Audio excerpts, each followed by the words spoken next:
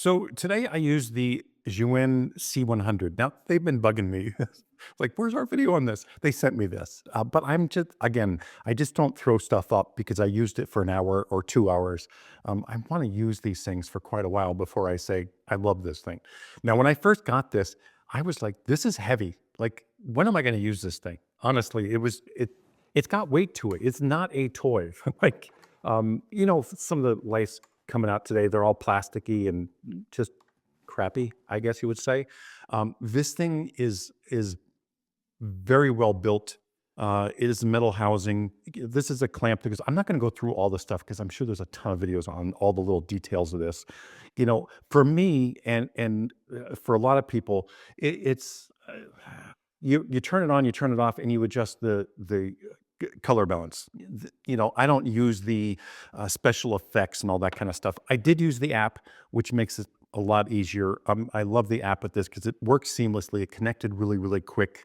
But this thing is, it's a heavy unit and it works extremely well. The battery life, I think, is fantastic. Now, I just did a half-hour birthday shoot.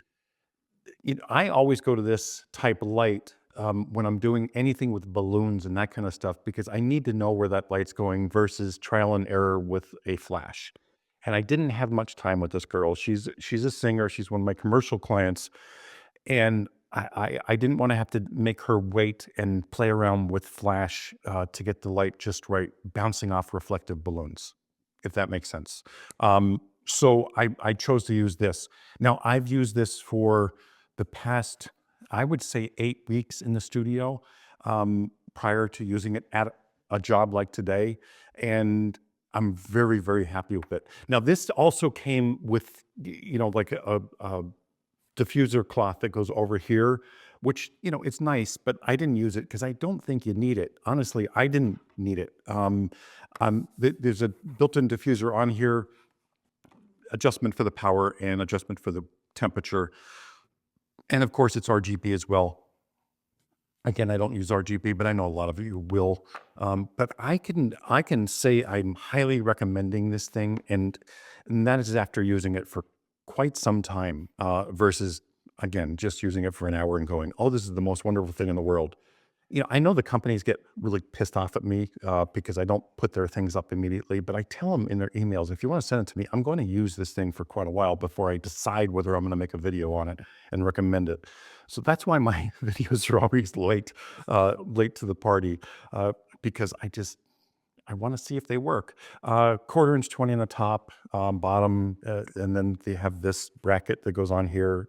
It just works. It's a great unit. You do have to use a heavier stand with it. I wouldn't use this on a lightweight stand because it is weighty. I mean, it's a piece of gear that's built extremely well. And the charging is here, USB-C, or they have a plug-in for it too, but why get it if you have a USB-C? Just charge it through that. And I'm going to be using this a lot because I really love it. But if you have any questions, leave them below because I can answer pretty much a lot of questions with this because I've been using it for so long. And to the company, I apologize, but I really wanted to put this thing through its paces before I did a video on it and say, yeah, I recommend it. Anyway, that's it for the day. Let's get to the shoot and see how we did. To be perfectly honest with you, when I first got this and pulled it out of the box, my first thoughts is, when the hell am I ever going to use this light? Number one, it was heavy. It is extremely well made. This is a professional light in every which way. The other thought process was, I already have all these LED lights in the studio with bow and mount that I can use all my different bow and mount modifiers. Why would I use this? Now, I have those stick lights that I use on location shoots and, for environmental portraits to light different places in an office or something like that. But this was, this is more of for me, a main light because of the form factor, that diffusion on the front, the barn doors, the silver barn doors, which I really appreciate that they did that and the way they did that. And again, it does come with that sock. I just don't use it because after using this for many shoots, I found that I didn't need it. Now, I didn't use this completely for full shoots. I just brought it in during a shoot because I wanted to try it and I wanted to give this thing, plenty of chances to impress me. And I went through probably 6 different shoots that I used, this light in. Again, not the whole shoot, I just brought it in for a couple shots to see how it did. But I found that after I was using it more and more, I was using it longer and longer because I was appreciating the light out of it. Now, when she came in with these Mylar balloons, my first thought was, grab one of my LEDs, throw a Bones mount modifier on it, big soft box to get softer light because of the Mylar balloons. I didn't want kickback and I didn't want reflections on her face. But then, I just moved this studio. Everything's a cluster. And I saw this sitting on my box charging. And I thought, why not? Let's throw it on the boom arm and see what I can do with it. And it just was flawless. That's why I'm sharing this video now. Um, I hate just getting a product, using it for an hour and saying, hey, the product's great. Here it is. This one I have put through its paces through now 7 shoots, and the last 2 being full shoots with it. This one here, it was perfect for these Mylar balloons. I'm able to control the light, see where it's falling. Those barn doors, really gave me a good spread, a softer-ish light, and it just worked.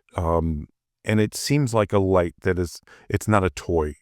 A lot of the LEDs coming out today are just all plasticky, really lightweight, cheap. And I know, I'm not putting them down. I'm sure they produce great light. But this one, by the way, this one I boosted the saturation on. The next one I did too. But most of these are out of camera. Color-wise, I didn't touch them. I just boosted the saturation and I let the color be what it was. And I also did a little video, which is absolutely horrible, but I just wanted to show you, I just threw the camera into video mode. I don't even think I set anything up in the video mode on that camera, the SL2S, because I just don't do video well, I don't do video on those cameras at all, actually. But I figured I'm just going to throw it in here with the light. And, it was fine. I'm sure with somebody that knows how to do video, and then knows how to do post-processing on video, it would have been great. But for me, I just wanted to play with it so I can add it into this video and go, hey, look, here's a video with it. It's not perfect, but it worked. Anyway, I hope you appreciated this video for this light. If you were looking for this light, it is nice and it does a great job. So I'm definitely going to recommend it because I'm definitely going to be using it in my studio. Thanks for watching as always.